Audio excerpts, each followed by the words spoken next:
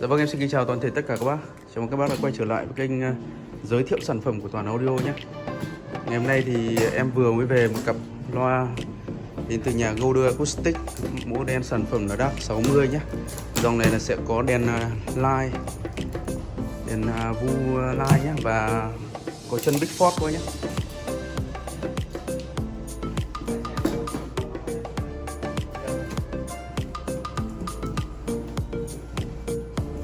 Vâng, khi mở ra thì sẽ có đầy đủ phụ kiện nha các bác nhé. Đây là một bộ chân này, một bộ chân, và trong bộ chân này sẽ có này quyển catalog nhé, catalog này. Và đây là thước thủy để các bác đo cho trên nền nhà nhé. Đây là chân để kê vào cái chân chống rung này.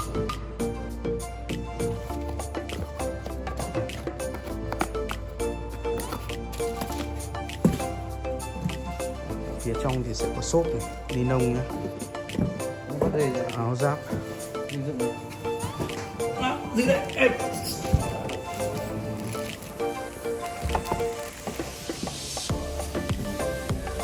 Phiên bản có đèn live vu này thì phiên bản mới nhất 2024 như các bác nhé.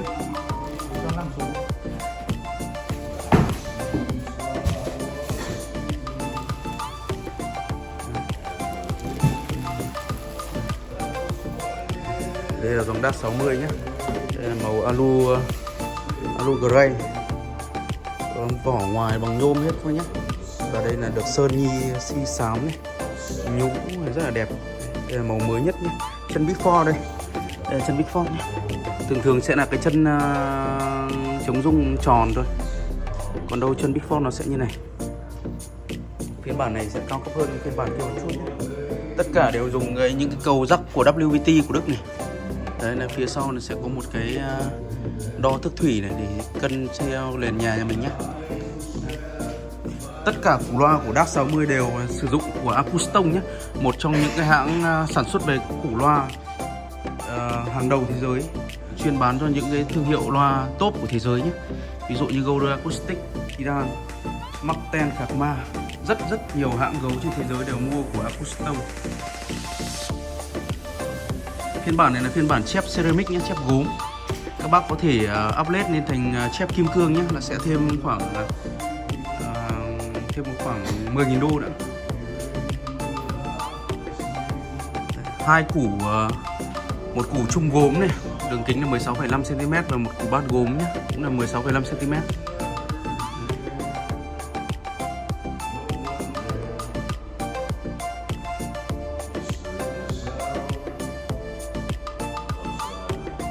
Bên ngoài làm rất là chắc chắn các bác nhé, bìa cắt tông. Bên trong phủ rất là nhiều lớp xốp, rồi ni lông này, rồi túi xốp nhé. Rất là cẩn thận. Đây, vừa chuyển bên Đức về xong, em phải khui thùng bóc hộp ngay để quay gửi tới cho tất cả các bác nhé.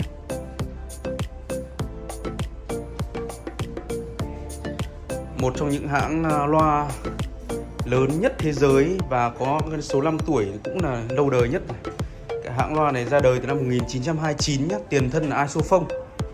Và năm 2012 tiến sĩ Golder đã đổi tên thành Golder Acoustic, nhưng mà vẫn giữ được cái nét đẹp, cái nét hay của Isophone cũ.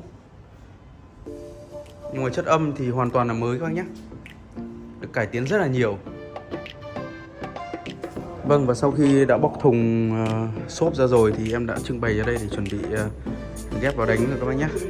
Đôi loa này thì kích thước là chiều cao là 1m03, chiều sâu là 35 cm và chiều ngang là 24 cm.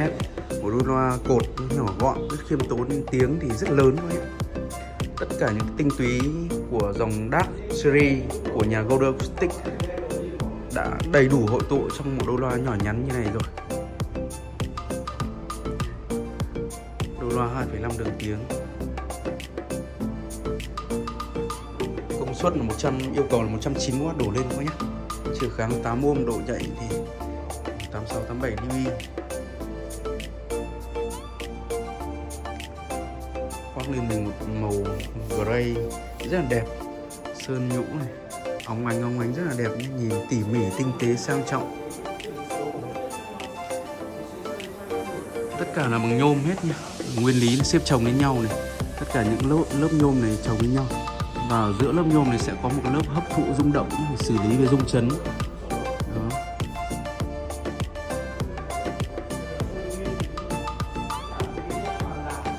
trước thì bằng gỗ đấy các bạn, máy trước bằng gỗ đấy, rất là chắc chắn nhé.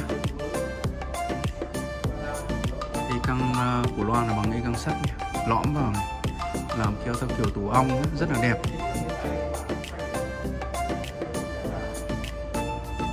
Đấy, đèn lai đây các bạn nhé. Những phiên bản Golder DAC mới bây giờ thì thường hãng sẽ làm cái đèn lai nhé ở dưới gầm này. Đấy, thì các bác có thể tùy chọn ánh sáng trắng, xanh, đỏ theo tùy thích của mỗi người nhé. Cái model đèn lai này được giới thiệu ở triển lãm High-End Munich High-End Show năm 2022 tại dòng DAC 100 đuôi màu đỏ, hôm em cũng đã quay rồi. Đó là DAC 60, đây là dòng Dub Vision nhé. Dub Vision thì DAC 60 với phiên bản chép gốm này thì có giá là 1 tỷ 177 triệu.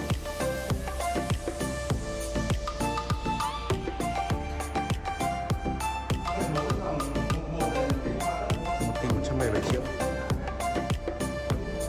Hôm trước em cũng đã quay một cái video khi em đi lắp đặt một đôi loa DAC 60 này rồi.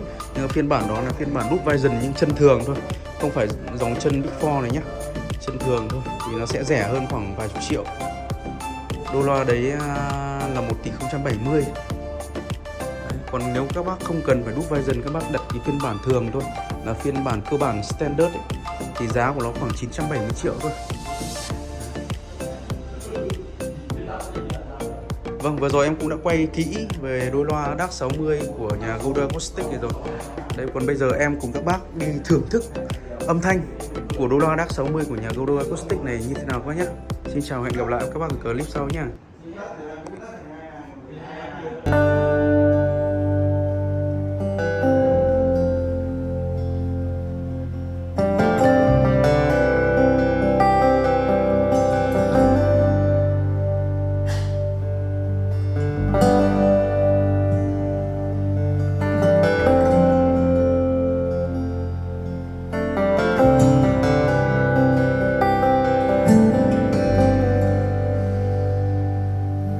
On the first day of the journey, the traveler was prepared. Words of consolation were never heard. He didn't know where he was going, just a poem in his mind, and all the things he valued and left behind. Running for the money, running for the fame, lost where he was going and forgot his name.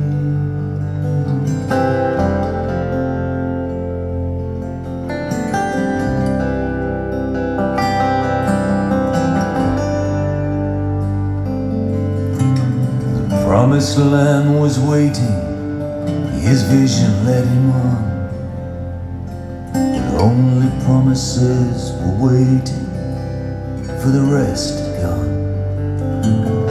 So he asked a band of travelers who turned the other way, and left him in the wilderness to face the day.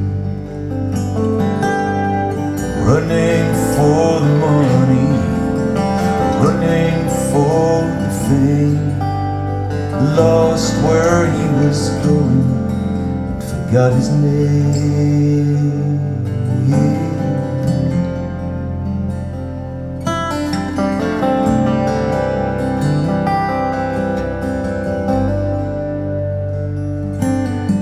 He wandered through the desert where the land lay in waste.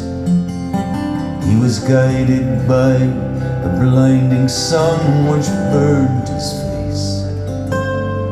So he turned to the mountains where the air was fresh and clear, and the cold wind chilled his body and his death was near.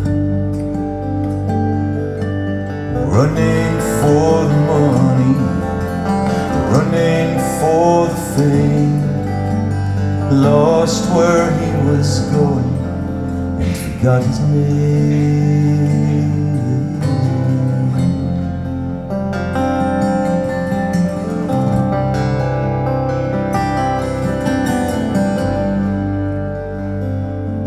So the traveler came home again, an old and feeble man. There was no one there to greet him, everyone had gone. No one left to listen, no one left to hear, and everything had turned to dust and the earth was bare. Running for the money, running for the fame, lost where he was going and forgot his name.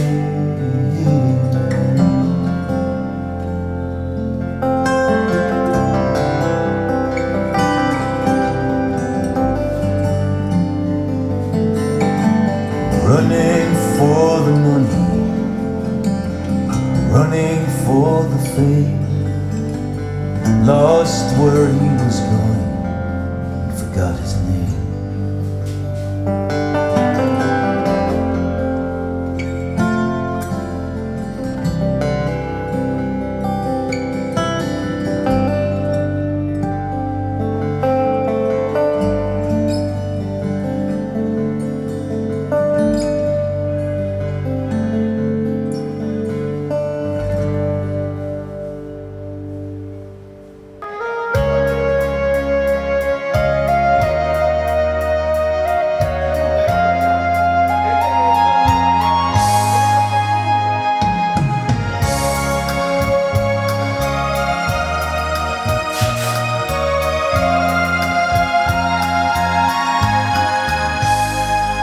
Anh biết em đi chẳng trở về,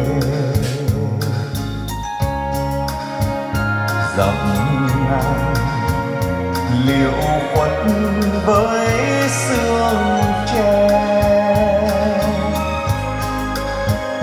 Em đừng quay lại nhìn anh nữa,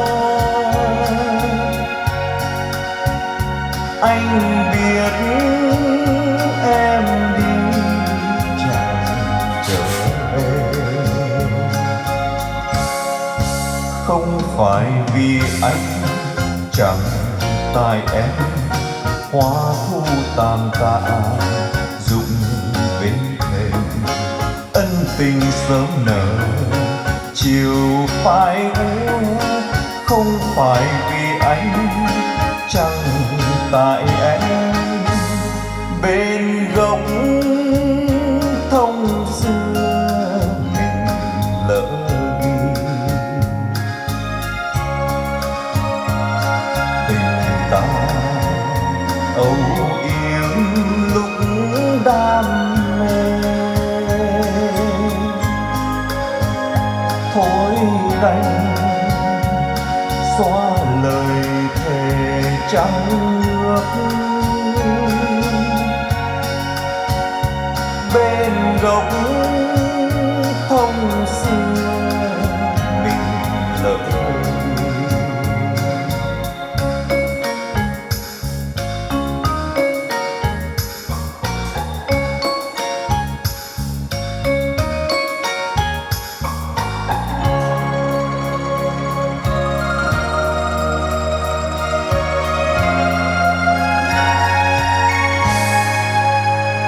Em nhớ nhung chỉ giọt hương quên, đàn xưa đã lỗi khúc tơ duyên. Tơ trời không đượm tình âu yếm. Em nhớ nhung chỉ giọt hương nguyên,